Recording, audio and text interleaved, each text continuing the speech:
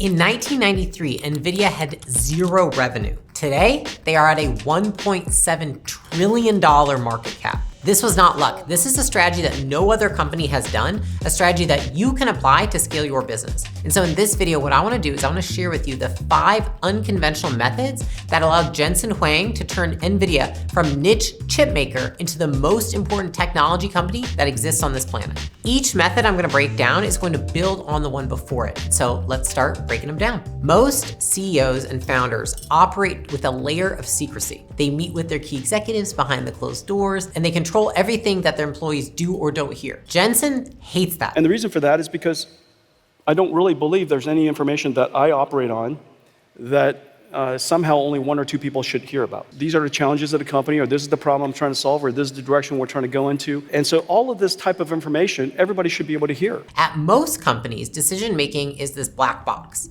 And at Nvidia, it's an open book. In fact, he even gives one-on-one feedback in front of the entire team. I can speak firsthand from my experience that this is a better way to do things. Now, to the degree that they show transparency, I think that's based on your preference as a CEO or a founder and your business that you have, as well as the size of it. But what I can say is this: I remember that when I first had my company Gym launch, I had experienced leadership come in and they were telling me, you don't want to share the P&L, you don't want to share the revenue, you don't want to talk about the profit, you don't want people to know all these things. I remember there was one day where I was like, I really feel like this is holding people back because they don't understand what numbers they influence in the business. They don't understand what the scoreboard is for if they're winning or they're losing. And so finally I said, you know what, I'm going to teach everybody on my team how to read a P&L. And so I pulled all of my managers in and I taught them how to read the P&L. And that single meeting was one of the most important meetings I could have ever done, because everyone from there on out felt a sense of ownership over the results of the business. And it wasn't that all of a sudden people were like, why don't I have more money? I should be getting paid more. Look at the profit. Look at this. That wasn't what happened at all. It was actually just that they took a greater sense of ownership over those things. Now, I can say from another point of view, to go from one-on-one communication to one-to-many communication is one of the most advantageous things that you can do as a founder. A lot of the time what happens when you start the company, it's built off of one-on-one communication because it's small, that's what works, and it's the easiest way to communicate. So what happens is as the company gets bigger, you keep communicating like that. And what I think that he's figured out here is that at some point you get so big that it is not beneficial for you or anybody you're talking to have so much one-on-one communication. Because the same questions and areas where one person lacks clarity, especially in a company of his size, there's probably 50 to 100 other people who lack clarity or have questions around that thing. And so what it does is it says, great, every time someone has a question, every time there's an issue, I'm just gonna project it to the whole company. Because not only are you making sure that other people don't have those questions, but you're also letting the whole company know where you stand on different issues, so they start to understand more of how you think. I understand there are guardrails in place. And so some of these things you don't necessarily have the liberty to decide. But for example, if you're a small bootstrap business and you're like, how could I apply this to myself? Ask yourself and look at your calendar, how many one-on-ones are you having a week? In those one-on-ones, are you teaching those people things that you could be teaching your whole team? That's the first place I would start, because it might be that instead of having 15 one-on-ones, you might need to have a group meeting and 3 one-on-ones. Whereas if you're a big company, I think that this actually even applies to a greater degree, which is look at, if you're the CEO, all the skip level meetings you're having and ask yourself, do I really need to have all these skip level meetings, or do I need to have training? That's just like me explaining to people clarity of this area, talking about my philosophy here, talking about my philosophy here. A great question to ask yourself is, if somebody in your company makes a mistake, does the whole team learn? Or does just that person learn? And you can replace the word mistake with does something well, asks a question. It's just that if one person on your team learns something, how do you make sure you get to apply that learning to everybody else? If your team spends more time managing relationships to get information than doing the actual work, you probably have a transparency problem. Transparency is a game changer for sure, but it's still not enough. Most businesses still get stuck. Nvidia doesn't. Now, why is that? Because they killed the biggest bottleneck in business. And it goes against everything that you and I have been taught in leadership, which brings me to my next point. Flat teams move faster. Most CEOs have 5 to 10 direct reports. Jensen Huang has over 50. The more direct reports a CEO has, the less layers are in the company. It allows us to keep information fluid. It allows us to make sure that everyone is empowered by information. And our company, just performs better because everybody's aligned. Everybody's informed of what's going on.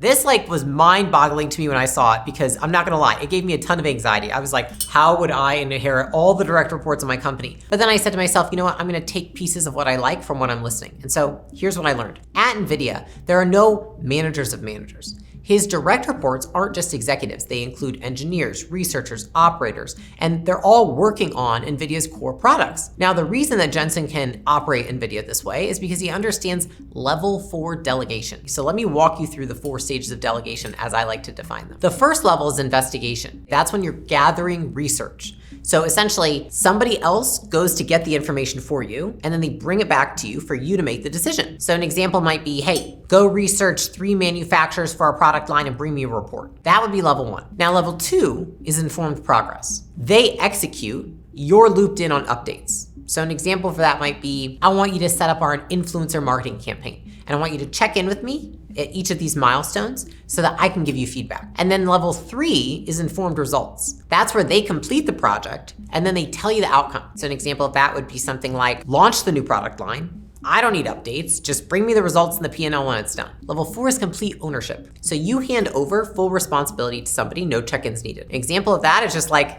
this is your department now. Run it as if it's your own company. The reason why I believe that this works for him is because everybody in his company is somebody who can handle being delegated something at a level 4. If you look at the people in your company, for example, where this would go wrong is that you hire people who don't have experience, who need training, who haven't run their own product line before, and then you say, go do this. It's not like when you have 50 direct reports, you have time to train them on their job. He's bringing in probably the best of the best in the world. So what I think you can take away from this is understanding that if you bring in the best of the best in the world, you want to give them more autonomy. But if you're at the point in your business where you can't bring in those people yet, you're still going to have to train them. You're still going to have to work with them. You're still going to give them more time. Now, the second piece of that I've thought a lot about is that in some companies, there's 2 sources of reinforcement that you can get. You either get reinforcement from the boss or you get reinforcement from the work itself. At Nvidia, they're working on something that's literally changing the world. People want to work there just to be able to say they helped build that product. They don't need a pat on the back for the work that they're doing because they get a pat on the back from seeing it's changing the world. They get a pat on the back from the fact that they get to put this on their resume and say that they helped build something that changed technology. If your product doesn't do that, it's going to be very hard for you to get away with managing the same way, which is essentially not doing much managing at all. Because again, they need more reinforcement from the manager because they're not getting it from the product. So here's what I want you to think through. Do your managers make it easier or harder for you to run the business? Do you have more or less transparency because of the managers? You should have more transparency when you have managers in place because they should be feeding you more information more frequently, and it should make it easier for you to understand what's going on in the department. That's the first thing to think with. Now, the second thing to think with is if you have people who are very autonomous, you brought them and they have a lot of experience, are you level 4 or at least level 3 delegating to them? Or are you treating them like somebody who's at a level 1 or level 2? What I want to challenge you to do is identify if there are people who need to be at a level 4 and push them up at least 1 level. Give them more ownership this week, especially if you're a smaller company or earlier in building your business, is that you keep people at a level 1 or level 2 and you need to be moving them up the ladder. Think about it like this.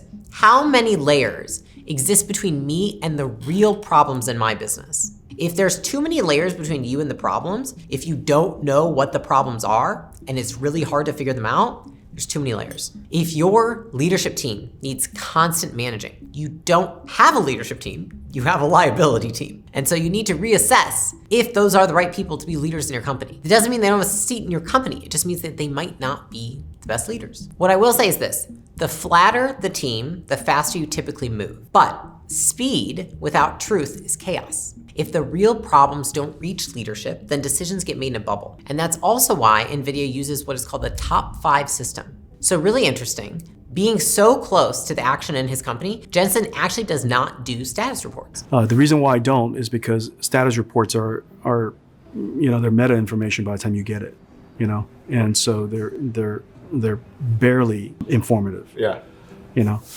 And so I've been distilled and refined, and bias has been inserted, and perspective has already been added, and you're not looking at ground truth anymore. Instead, every employee at NVIDIA, at any level, can email Jensen directly with their 5 most important observations, insights, or concerns. I really love this philosophy that he has. Does that mean I don't have status reports? I do have status reports. Maybe I am not evolved enough in my CEO career. However, what I will say is this, is that I think what's so important about what he does here is he essentially has an open door policy with his email. He's saying you can reach out to me directly, and I actually encourage it because I want you to get your information from the source. That is something that's really important in building a company because especially as you're growing quickly, sometimes your managers don't have the best information or the most up-to-date information. Sometimes they're just trying to learn on the fly as well. And sometimes they're busy doing other stuff, or maybe you don't feel comfortable asking the question. And so something that I've tried to employ in all my companies, like you can always Slack me, you can always reach out to me. You do not need to feel like you need to funnel something through your manager to ask me a question. If I think your manager will answer it better, I will tell you that and I will direct you to them, but I will not answer your question. I do think that like having an open door policy as a CEO is really important if you want to grow your company into being something excellent. I think a lot of people worry, oh my gosh, is this going to step on managers' toes? Is this going to, the question at the end of the day is this going to make it more or less likely that you achieve your goals as a company? And I think that it makes it more likely when people feel like they can speak to the CEO who's determining the vision of the company. I think that's gonna make it more likely that you're gonna hit your goals. I think a great question to ask yourself is, do my employees know what the company's priorities are? How often am I seeing gaps in what they think the priorities are versus what I know the priorities are? And if you're seeing gaps there, I think it's a great idea to make yourself more accessible. I said this to one of my employees the other day. He brought a problem to me and I solved it in like 5 minutes. And I said, gosh, why don't you bring me more problems? I can solve them in 20 minutes tops. And he texted me this morning and he was like, I'm still thinking about that. You said that because I've been dealing with this problem for weeks. Your strategy isn't what's on the slide. It's the talent that you trust to execute it. In fact, your talent is the strategy. And so in order to make sure that they're aligned, they need to hear it from you. Now, getting real-time insight from your team is incredibly powerful when it comes to growing a business. But what you do with that information is gonna be what sets you apart in the industry from everybody else. At Nvidia, Jensen doesn't just listen. They adapt, and they adapt really, really fast. They don't waste time on long-term plans that are just gonna be set in motion to make everyone feel good and then not adhered to. Instead, they use what they call continuous planning. Now, a lot of companies of the size of Nvidia, probably not anyone watching this YouTube video, and if you are, hello and welcome. The companies of that size, for the most part, they spend thousands and thousands of hours on consultants to draw up like 5 to 10 year plans. At Nvidia, they don't actually even have a single long-term plan. We don't do a periodic planning system. And the reason for that is because the world is a living, breathing thing. And so we just plan continuously. There's no 5-year plan. There's no 1-year plan. There's no plan. There's just what we're doing. This is how that changed their trajectory with the AI breakthrough in 2012. So researchers at the University of Toronto built an AI model. It's called AlexNet. And that dominated the global ImageNet. That was powered by NVIDIA GPUs. So what did Jensen do? Instead of treating AI as a niche use case, he redirected NVIDIA's entire engineering force towards AI computing, personally meeting with the researchers and ensuring that their GPUs became the industry standard. So what was the result of that? Well, we all know what this company is today. By the time like Google and Microsoft and Intel realized that AI was the future, they had already built the entire ecosystem, cementing themselves as the backbone of AI computing. So it's interesting because people, especially in interviews, candidates will ask me all the time, they're like, what's the vision for acquisition.com? Where do you see it in 10 years? And I'm like, listen, I can give you a guess, but the reality is that none of my plans for 10 years out have ever been exactly how I plan them to be. Now I can have a vision of like what I would love to accomplish and some key milestones, but do I have a plan for 10 years? Fuck no. The farthest out that I will plan is 3 years. And that is even a stretch. I try to focus mostly on the 1 year because I say, okay, I'm gonna take the 3 year, I'm gonna engineer it back into 1 year. But what's most important to me is the 1 year, and not even that, but the next quarter. Because the reality is this, we love to have this illusion of control, that we can control our business and control all how it's gonna succeed or fail and that planning is gonna allow us to do that. And so I will say one thing, which is like, I try to speak a year out and I try to plan based on what's happening in real time in the world. For example, this last quarter, I said, you know what, fuck it. I didn't have a huge investment in technology I was making in the company, but looking at the landscape of everything that's happening, I need to build out an entire engineering and product department for acquisition.com. Now, did I have that in my plans? Did I slot that in my hiring? No, but I was like, I wanna take advantage of what's going on right now. I wanna make sure that we're technology first. I wanna get us on the cutting edge of what's happening. And so because of that, fuck my plans. I'm gonna do what's gonna work now. The first thing I would say in terms of what we can take from this is ditch rigid 5, 10-year plans. Anyone who I know who hits their 5 or 10-year plans is probably a really fucking lame plan. It's probably really small thinking, and it's probably something really easy to hit no matter what the fuck happens. Sorry if that's the case, but I just don't think that for big shit, if you wanna do things that change an industry, if you wanna change the world, if you wanna build something amazing, shit's gonna change. And you just have to be able to make real-time decisions based on market and economic shifts, as well as the shifts in what your customers want, because that's changing in real time. They don't give a fuck about your 5 or 10-year plan. They give a fuck about what they see in the market, what they want right now, how they're feeling, if their wallet is full, if it's empty, if it's light, if it's heavy. And so because of that, what I think the second thing we can take from it is to shorten our feedback loops. One thing that one of my first mentors said that I will always stick with me was like, we don't wait until the end of the quarter to reassess our priorities. We should be reassessing our priorities on a weekly and bi-weekly basis. I am constantly looking at the priorities of the company and thinking, are these still the top priorities? And I'm not doing it every month, and I'm not doing it every quarter. I'm doing it every week. And then what I can do based on that is that I'm not trying to hit a goal that doesn't matter. I'm trying to make sure that I can make micro pivots based on new information or new opportunities in a fast way. And so what I would say is like, don't wait for a quarterly or annual planning session to change your business. Do it in real time. And a great question you can ask yourself is, am I following a plan that no longer fits the needs of my customer? Am I following a plan that no longer keeps me winning in the environment that it is now? Adapting fast keeps you ahead, but speed alone is not what builds greatness in a company. So then the question is, what actually does? That is what brings me to the last and probably the most important point in this whole thing, which is that high standards start at the top. Employees all over have described Jensen Huang as demanding, as a perfectionist, as not easy to work with. His response? It should be like that. If you want to do extraordinary things, it shouldn't be easy. He's not asking his team to do anything that he wouldn't do. He talks about all the time. He's there from 5 a.m. to 9 p.m. every day, including weekends. And the results speak for themselves. His team is incredibly bought in. And Nvidia has some of the highest retention rates in the entire industry. Not everybody likes working at Nvidia. You know, and people have heard me say that Nvidia is an institution, but we're not a church or a prison. Not everybody gets to come. Not everybody has to stay. But the people that do love working there because we give them terrific projects, we give them extraordinary resources, and we also give them teammates that they know they can count on. If you're very demanding of people and your company only exists to generate money for you to put in your pocket, good fucking luck, they're all gonna quit. For real. If you're very demanding of people and you treat them very well, and you have a mission that goes beyond making money, and you're pouring all the money back into your company, I think you have more room to be demanding. And then to a greater degree, if you exist to make the world better, if you exist to save lives, then you better be demanding because you're not gonna achieve your mission unless you are. So I truly have thought about this a lot, and I really believe that the amount of demanding that you can be of people is related back to why your company exists. Of course, we're demanding of heart surgeons because if somebody dies because you aren't demanding of them, it's on you. But if the shareholder makes less money because you weren't demanding, right? And so it's all about what's the mission, what's the impact of your company, and how does that translate back to the people on the front line? And something I've learned from myself is that I allow myself to be more demanding when it's not about me. My first company, a lot of the reason it did exist in the very beginning was like, I didn't really know anything. I was just like, to make money and to help people at the same time. In the very beginning, I didn't really understand. And then once I felt personally secure and had money and paid off debt and all those things, then it was like, it changed. And then I felt the ability to be more demanding. With acquisition.com, it's not about the money at all because I became financially free with my other company. I took all the money from that and put it into this one. And so if anything, I'm risking more of my money here. And so of course I'm more demanding of people because I'm saying, I wanna build something bigger than me, bigger than this, bigger than everybody here. I wanna build something that goes beyond us. And I don't know exactly what it looks like yet. I think it's got this 3-year vision. I think we're gonna go here, but I feel like I have the ability to be more demanding when it's not for me, it's not for them, it's for a bigger reason. Now, I think what we can take away from this, I think is really important. The first one that's irrefutable is caught, not taught. You have to lead by example. You have to set the standard yourself. There's a reason that I come in to my office every day at 6 a.m. and that I leave only before I go home to eat dinner and go to bed early because I'm a grandma and because I want to be back here at 6 a.m.